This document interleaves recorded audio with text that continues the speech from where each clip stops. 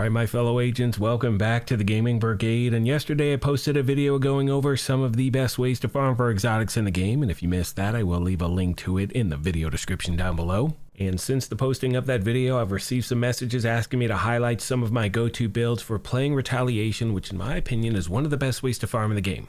Now I will leave timestamps in the video description, that way you can bounce in between the builds anytime you want. And as far as the rest of the week goes, I mean, we have a 5x Season XP event that begins tomorrow. That's in conjunction with the Ambush Global event, and then 2 days after that on the 21st we have the Brooklyn Celebration event as well. So hopefully we do have some stuff to look forward to, my friends. I know there's been a lot of frustration in the community right now because of escalation, prototype gear, tokens, all of that stuff. So let's see what happens this week.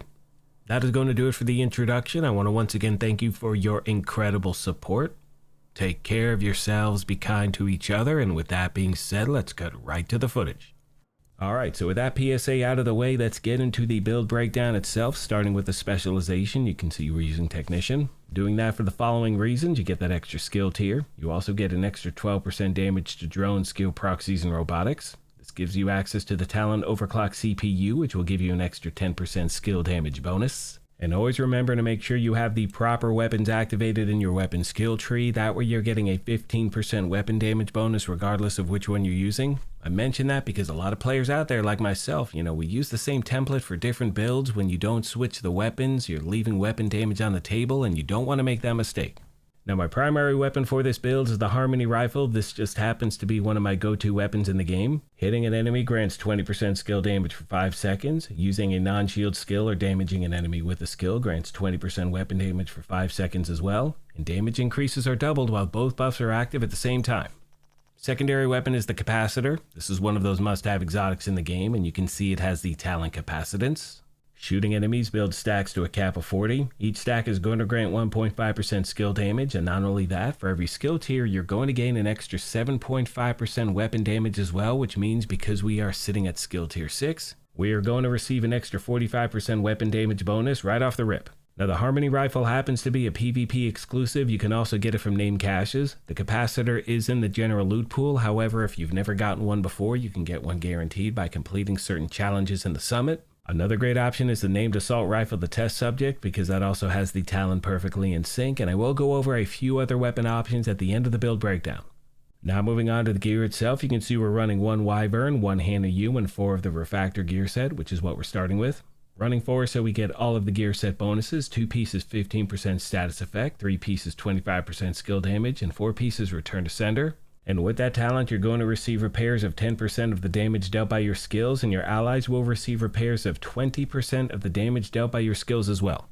Now moving on to the body armor, it's a 1 piece of Wyvern, and this is the named body armor, the Impetus. This is also in the general loot pool. You can farm for it anywhere Wyvern is the targeted loot. And as you can see, this has the Talon Perfect Kinetic Momentum. When in combat, each skill is going to generate a stack while active or not on cooldown. Stacks increase your total skill damage by 1.5% and total skill repair by 2%, up to 18 stacks per skill. Right after that, we have the holster, the knee pads, and the gloves, which are the 3 remaining pieces of the Refractor gear set. And you'll notice I'm doing my best to stack skill damage and a combination of skill haste and or skill duration everywhere I can.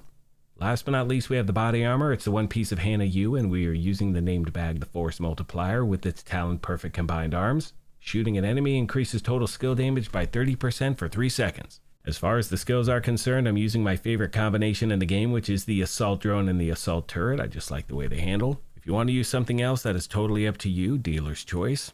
Finally, I want to mention in the gameplay footage you're about to see, I do not have any global modifiers running whatsoever, and the reason for that is to ensure that whenever you see this build, you know exactly what it can do without any special events going on.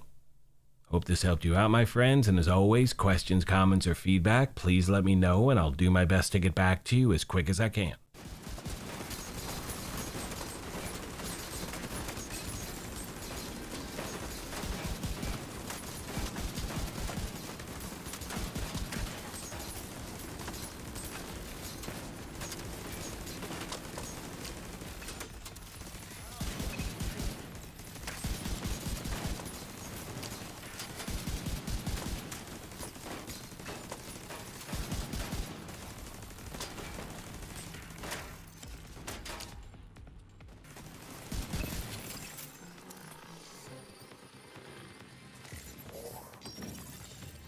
Reinforcements incoming. Detecting additional hostile contacts. Heavily armored hostile detected.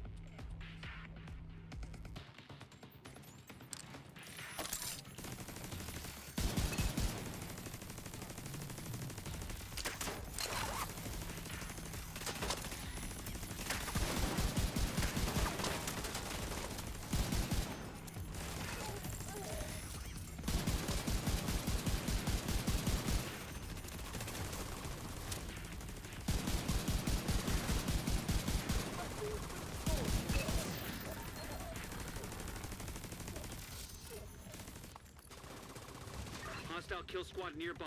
Stay alert.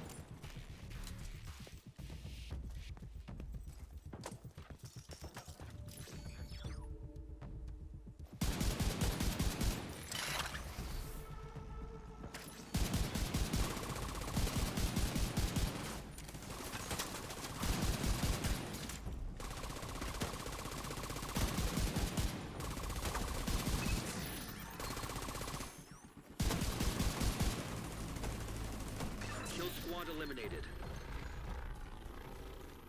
So starting with the specialization, I'm using Gunner because this gives me access to the Banshee Pulse and it's one of my favorite skills to use in the game. This also gives you some extra armor on kill, a reload speed increase, some extra rate of fire, and regardless of what specialization you choose, and this is something I mention in every video, you need to make sure you have the proper weapons activated in your weapon skill tree. That way you're getting a 15% weapon damage bonus regardless of which one you're using.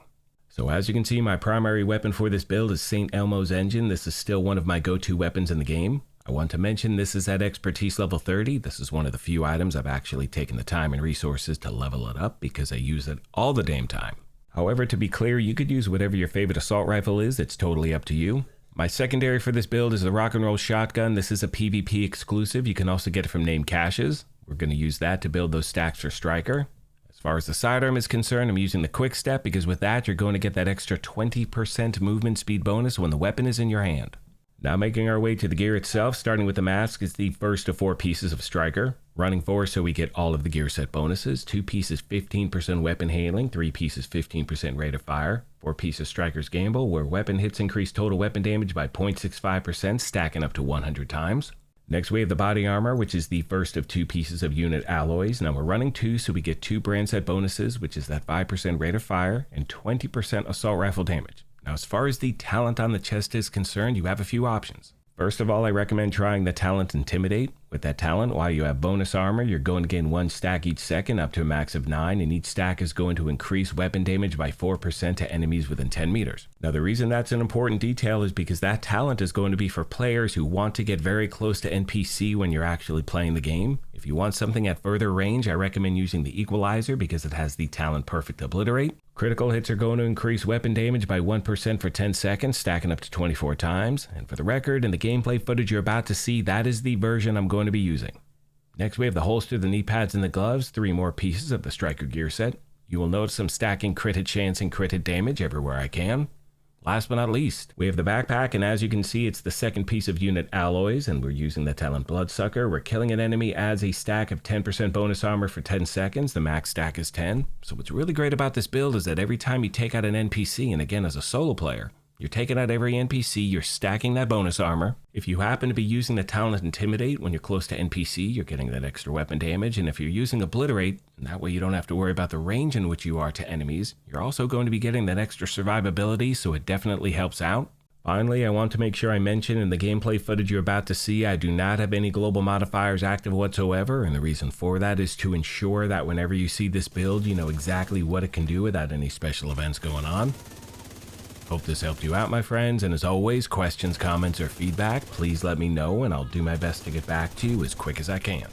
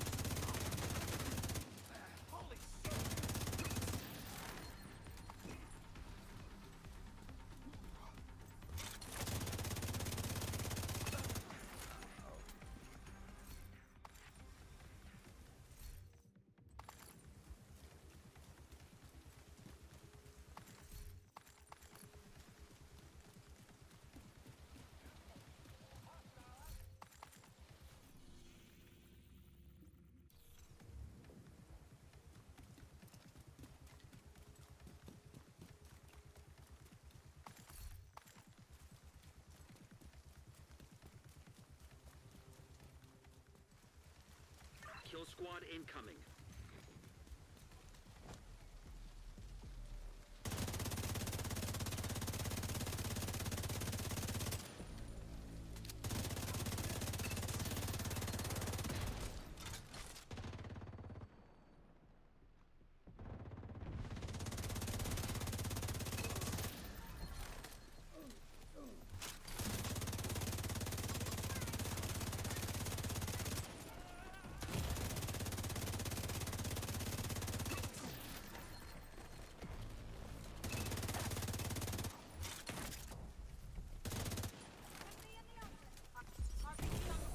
Serious trouble.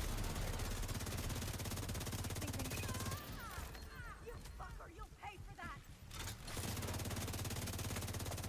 Kill squad eliminated.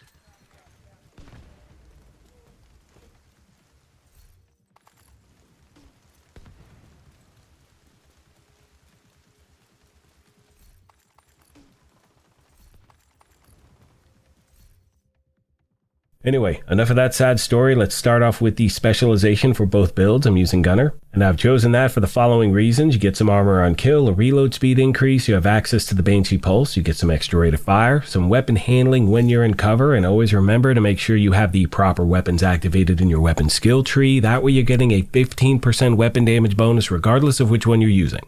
Now, my primary weapon for this build is the Pestilence. This has quickly become one of my favorite items in the game without a doubt. If you're looking for the different ways to farm for exotics, I'm going to leave a link to a video I posted a few days back talking you through everything you need to know. Now, as you can see, this has the talent Plague of the Outcast. And with that talent, hits applied, a buff dealing 100% weapon damage over 10 seconds. It stacks up to 50 times. Whenever an enemy dies with this debuff, 100% of the stacks are transferred to a nearby enemy within 25 meters.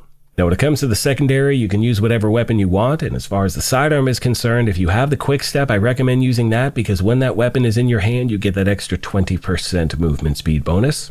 Now, moving on to the gear itself, you can see we're running 1 Petrov, 1 Overlord, the Overdog's gloves, and 3 of the ELMO'S brand set, which is what we're starting with. Now, we're using 3, so we get that 3rd brand set bonus, which is that 30% LMG damage. Now, I know at this very moment, a lot of you out there are saying, why not use the Tipping Scales gear set? Well, guess what? Spoiler alert, that is going to be the next build I show you in a moment.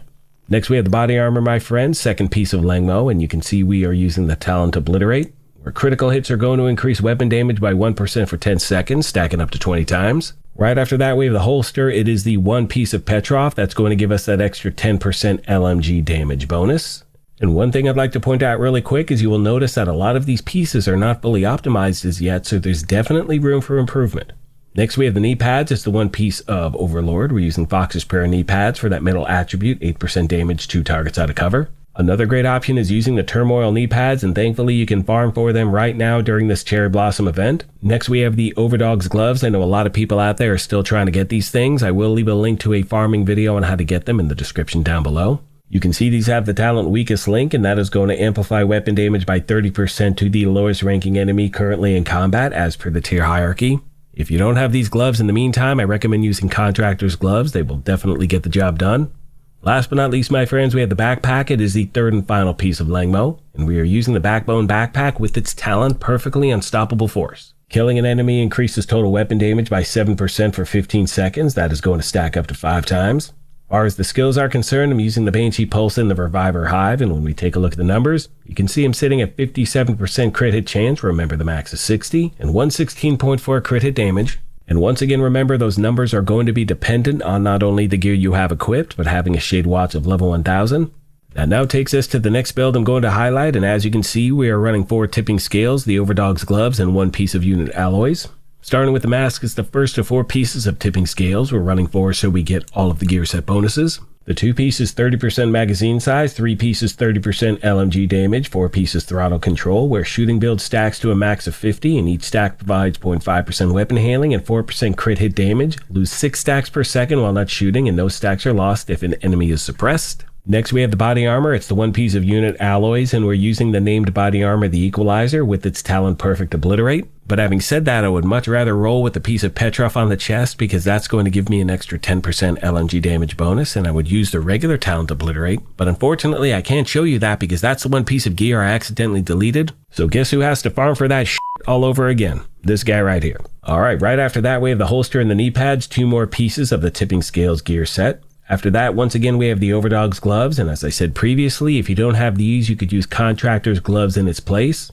Last but not least, we have the backpack, and because we're wearing a tipping scales bag, we have access to the talent Snowball, and that is going to increase the crit hit damage received per stack from 4 to 7. Definitely want to use that thing. Once again, I'm using the Reviver Hive and the Banshee Pulse. And as we make our way to the gameplay footage, I want to mention I do not have any global modifiers active whatsoever, and the reason I do that is to ensure that whenever you see this build, you know exactly what it can do without any special events going on. Hope this helped you out, my friends, and as always, questions, comments, or feedback, please let me know, and I'll do my best to get back to you as quick as I can.